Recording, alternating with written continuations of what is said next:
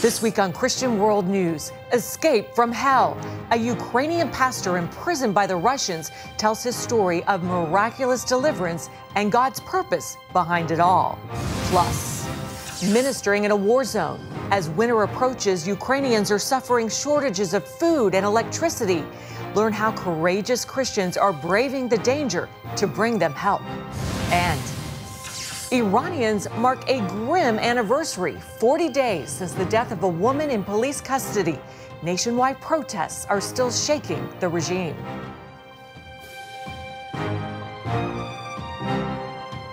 Welcome to Christian World News, everyone. I'm Wendy Griffith. Imprisoned, interrogated, and miraculously set free. That's one pastor's story from the Ukrainian city of Kherson. It's been occupied by the Russians since early in the war. Now, as the Ukrainian military presses forward, stories of atrocities and escape are emerging. Chuck Holton has this story from Kyiv. Kherson residents board buses under forced evacuation orders from the Russian army as Ukrainian troops close in on the city. For 8 months, life has been tough as people face shortages of just about everything and harsh treatment by Russian military. On the left bank, the occupiers continue to intimidate and kidnap people. In recent weeks, we witnessed them kidnapping one couple, and the next day a woman was hanged in the center of Skatovsk just because she said Skatovsk is Ukraine. So the occupiers continue the intimidation of the population, with the kidnapping of people in the occupied territories. Losing Kherson would cost Moscow the land bridge it so desperately wanted between the Donbass and Crimea, areas it occupied in 2014. It would also allow Ukrainian artillery to get that much closer to Crimea. Worse still, a loss here would provide more evidence that Russian forces are on the brink of collapse.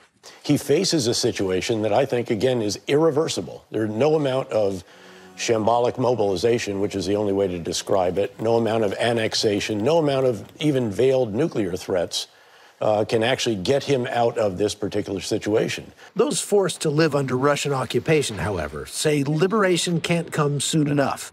After 6 months in occupied Kherson, Pastor Alexander escaped the city with his wife and 10 children. When the Russians took over, we weren't sure what to do, but we decided to continue with our church services. Russian forces, on the lookout for so-called Nazis, searched his house several times. On September 6th, they arrested him in front of his wife and children. I was kept in solitary confinement for 6 days. When they put me in a cell where there were 7 people but only 3 beds. During interrogation, the Russians tried to prove he was a Nazi, ironically because of an English Bible in his office. Pastor Alexander was more worried about photos on his phone. Many Americans donated to help with the construction of our church. He accused me of being an American agent. He was just looking for a reason to keep me. On my phone, there was a lot of evidence of my cooperation volunteering with the army. So that became my prayer that they would not even see my phone, and Lord closed their eyes to it. Between interrogations, he shared his faith with his cellmates. My wife had managed to slip me a small Bible.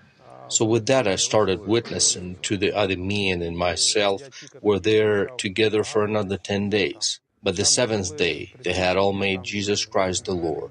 That was when I finally realized why I was there.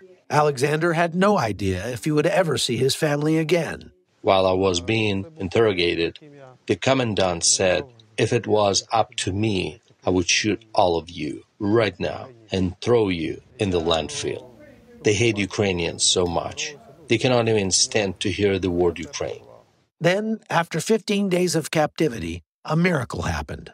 An Orthodox priest, whom I had never met before, came to the commandant and asked him to release me. And he agreed on one condition, that he could keep my car. So at the church there was still a minivan, and we put all my family into it, along with the injured neighbor, and we headed toward the front lines. Their ordeal wasn't over. It took 4 days and lots of prayer to get through all the checkpoints to reach friendly lines. I saw such joy in my children's eyes when they first came upon Ukrainians. They saw a soldier and said, "Look, They don't have masks. The Russians are all walking around in masks. And I said, that's because they have nothing to hide. Bandits always wear masks. Pastor Alexander and his family are now staying here in Kyiv and working with the local church while they pray for God's direction about when they should go home. But as Ukrainian forces move closer and closer to the city of Kherson, that day could come sooner rather than later.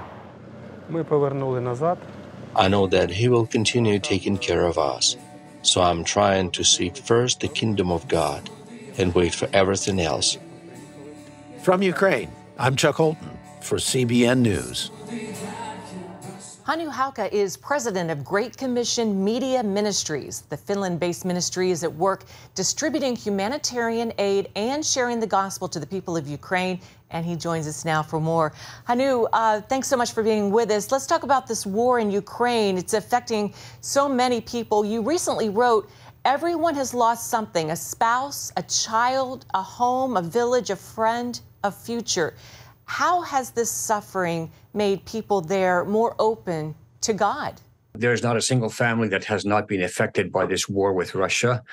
But the churches that are still functioning, they are seeing a lot of movement amongst the people. For example, one church in Kyiv is telling us that every single Sunday, 50 people in that church alone are receiving the Lord as their, personal savior. As we've seen people or soldiers being baptized near the front lines. We have pictures of them, in a river being baptized. It's easy to discuss, questions of faith with the soldiers, with their commanding officers, be it the front lines or be it in the villages along the front lines or even deeper inside Ukraine, wherever people are open to the gospel. No atheists in the foxholes, for sure. You were recently in Ukraine when the Russians launched their missile barrage and a missile struck not far from where you were. How did that help you identify with what the people in Ukraine are going through? Well, first of all, let me say that on every single trip, we are witnessing either rocket attacks very close to us, or else we have come under rocket fire. So it's not like it's something new to us. But yes, you're probably referring to the trip when I was in a hotel in Lviv on my way out of Ukraine, and in the morning, the air raid sirens started to wail, and an awesome explosion which just rocked the building that I was in. And I looked out the window, went out to the window. I shouldn't have done that, but out the window, and I could see pillars of black smoke starting to rise from behind the next building. And they had hit a power station that had knocked out power in the whole city of Lviv. No cell phone contact, no electricity, no running water, nothing. Everything was just shut down. Wow, very close call there. Well, your ministry is helping distribute humanitarian aid to those in need. Tell us what you're doing and about the courageous workers who are partnering with you.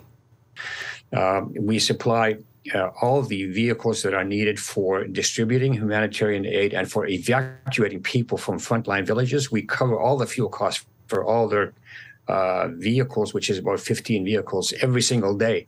We are distributing about 2 to 3 tons of humanitarian aid every single day to villages in the line of fire. I mean, when you go to deliver the humanitarian aid, you will be caught in crossfire between Russians and Ukrainians frequently. Well, tell us, what are the greatest needs right now for the people there and for your ministry? The greatest need, obviously, is to have funds available. Ovens, heating ovens. We're producing hundreds of those for families that don't have access to electricity. They cannot heat their homes, their small houses, and they can't even cook. We need about another 1,700 ovens at $50 each. But also, we have produced a book called The Road Home. It is what I would call God's psychiatry for a country at war. There are 15 stories in the book of people living on the front lines who are survivors. They've survived like 700 days in prison, wow. amongst Russian soldiers, and they've come out of that because of their faith in Jesus, and it really ministers to people across the spectrum. At the same time, we have churches and volunteers who deliver these books, and they're able to sit down with them and pray with them and counsel them as well. We need to print another 200,000 books. We've printed 40,000. We need 200,000 more immediately, and we don't have the funding for that. And each book will cost $250 per copy, printed and delivered. We need lots of canned foods right now. We've run out of canned food at the logistics center. We still have rice and we have flour. Anu Hauka, president of Great Commission Media Ministries. Amazing what you guys are doing there on the ground in Ukraine. Our prayers are with you. Thanks so much for sharing what's going on there today, and we look forward to hearing from you again in the future. Thank you. Well, up next, Israel's president in the Oval Office, his warning about the Iranian regime while protests continue to rock the country.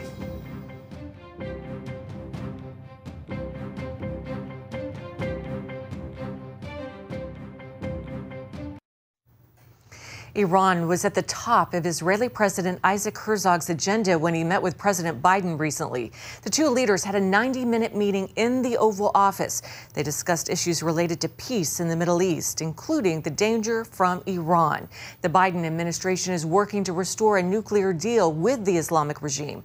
President Herzog emphasizing that Iran poses a threat not only to Israel and the world, but to its own people. Today, the Iranian regime is crushing thousands of Iranian citizens, men, young men and women, who are demonstrating and simply pleading to have their own liberties. And this is an example of the way Iran is working, crushing its own citizens, moving towards nuclear weapons, and supplying lethal weapons that are killing innocent citizens in Ukraine. And I think the Iranian challenge will be a major challenge, which we will be discussing. Herzog said he wanted to meet Biden because everything's so political right now. On November 1st, Israel holds its 5th election in 3.5 years. Former Prime Minister Benjamin Netanyahu seeking to unseat current leader Yair Lapid. Well, 40 days after the death of Mahsa Amini, thousands of Iranians gathered at her grave. The woman killed by Iranian police over not wearing her head covering properly remains a powerful symbol. As Chris Mitchell reports, there's a sense protests sparked by her death could pose a threat to the Islamic regime. The protests at Amini's grave brought this huge crowd to honor the woman whose death has become a rallying cry for regime change in Iran. 40 days is a time when many Iranians remember the death of a loved one. Now, more than a month after her death, the protests are continuing inside Iran, even though more than 200 have been killed by the regime. Outside of Iran, women cutting their own hair has become a sign of standing with the women of Iran. At the recent ICEJ Feast of Tabernacles celebration in Jerusalem, Sharon Haskell, a member of Israel's parliament, joined the protests. In the light of these protests, I would like to join them in a global movement, Jin Jian Asadi, Women, Life, Freedom.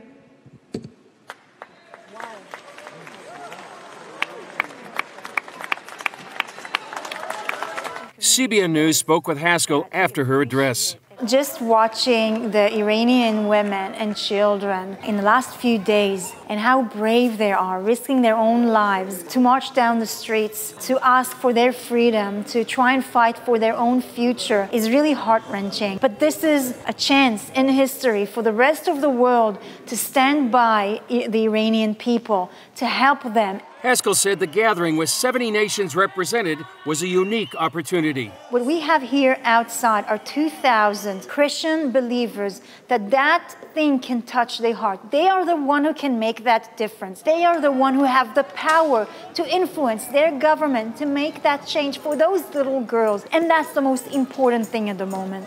These two Iranian exiles also attended the feast and expressed what they're hearing from the streets of Iran. People say we don't need Islamic regime and they want to be free, but the government say no, just you have to do this one, you have to do this one.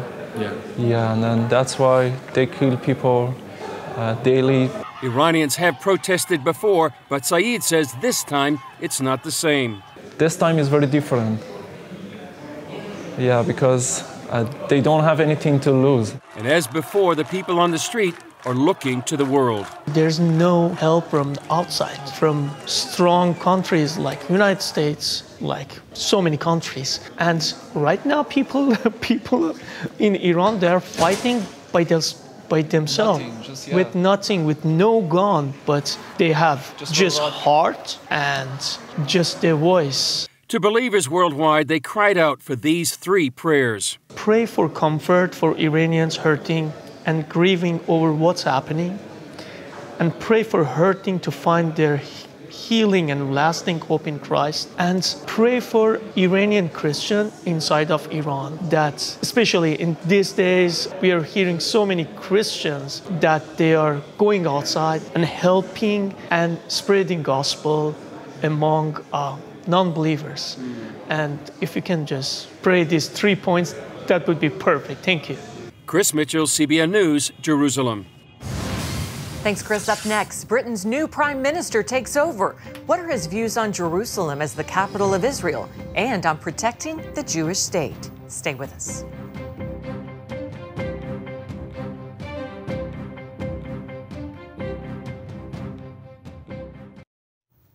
Evangelist Franklin Graham scored a legal victory for religious freedom in the United Kingdom. A Scottish court ruled Graham was treated unfairly and unequally when an organizer canceled a ministry event there in 2020. The Sheriff Court of Glasgow found the organization discriminated against Graham and his ministry and awarded the Billy Graham Evangelistic Association nearly $110,000 in damages, ruling there was no basis in claims that Graham might make homophobic and Islamophobic statements, adding that there's no right to silence or stop religious assemblies. Graham hailed the ruling as a clear victory for freedom of speech and religion in the UK. Well, Britain's new prime minister brings to the job an impressive resume, a Hindu faith, and support for Israel. Dale Hurd has the story. Well, Rishi Sunak will be the first Hindu prime minister of Great Britain. That's been almost a non-issue in a nation in desperate need of a competent leader. Prime Minister. Sunak is the 5th prime minister in the past 6 years, and there's hope that this one will succeed. I think financially knows what he's doing to run the country. He will be able to sort us out. I think he's been in the right sort of jobs to understand all the intricacies of what needs to be done. You do need somebody who's going to have courage to change everything and to shake everything up. Rishi Sunak is described as a proud Hindu who has taken the oath as a member of parliament on the Hindu holy book, the Bhagavad Gita. As finance minister, Sunak lit candles outside number 10 Downing Street for the Hindu festival of Diwali. He's the wealthiest leader in the democratic world. He and his wife are worth around $1 billion. Sunak has voiced strong support for Israel, saying Jerusalem is undisputably the historic capital of the Jewish state, and there's a very strong case for moving Britain's embassy from Tel Aviv to Jerusalem. He is also opposed to the boycott, divestment, and sanctions movement against Israel, and has spoken out strongly against anti-Semitism. As for the United States, there are strong ties. Sunak met his wife as a student at Stanford University, and he held a U.S. green card until last year. Sunak's experience at Goldman Sachs in helping run a hedge fund will be useful, as he inherits an economic mess of high inflation, low growth, and soaring energy prices. Some citizens are refusing to pay their utility bills. And when his predecessor Liz Truss offered what some believe was a good plan to revive the economy, the markets bucked against it, and the pound crashed to a record low. It is just very, very difficult for anyone to both reassure the markets and deliver growth at this point. The two are working against each other. If elections were held today in Britain, the Conservative Party would be wiped out. A recent poll showed the Labour Party holding a 33-point lead. Sunak has 2 years to turn that around and fix Britain's problems before the next election. As long as he can muster a majority in a vote of confidence in the House of Commons, he will stay as Prime Minister. As to whether he can survive that, again, governments depend on the confidence only of one thing, which is not the opinion polls or even the markets, but the votes in the House of Commons. Sunak is described as the least unpopular leader of a very unpopular party. And at 42, he's the youngest Prime Minister since Lord Liverpool in 1812.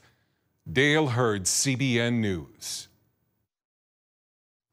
Well, 500,000 Filipinos suffered loss when Super Typhoon Noru blew through the country. A team from CBN's Operation Blessing made it through the stormy seas to bring residents of island communities their first relief. Our Lucille Toulousan was among them.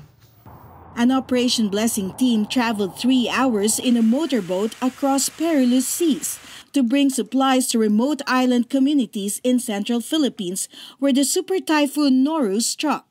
The tropical cyclone reportedly destroyed 70% of the houses here. Josefina Habitan could only watch her house collapse in front of her. Our house was slowly leaning on one side. The wind lifted it and then it dropped until our house collapsed.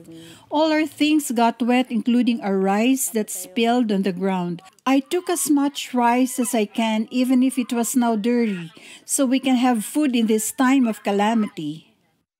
Bordeos Island, where Josefina lives, is so remote, relief rarely reaches it following disasters. This is why she and other islanders were especially grateful when Operation Blessing arrived with much-needed food and solar lamps since there was no electricity. Thank you so much. You gave us plenty of food that can last for several days. 80-year-old Feli Miranda is grateful to Operation Blessing, who was the first NGO that came to help them. This is a big help for me, especially that I'm alone. Thank you for coming to our island, even if it is very far. Survivors also received New Testaments as Operation Blessing Church partners share the good news of salvation through Christ. Meanwhile, another OB team crossed rivers to bring food, mats, blankets, and solar lamps to typhoon victims living in the mountainous province of Rizal. Operation Blessing is committed to bringing aid where others dare not go. Lucille Toulousan, CBN News, Manila. Well, they're tough people. Thank you so much, Lucille, and thank you for joining us this week. Until next week, from all of us here at Christian World News, goodbye and God bless you.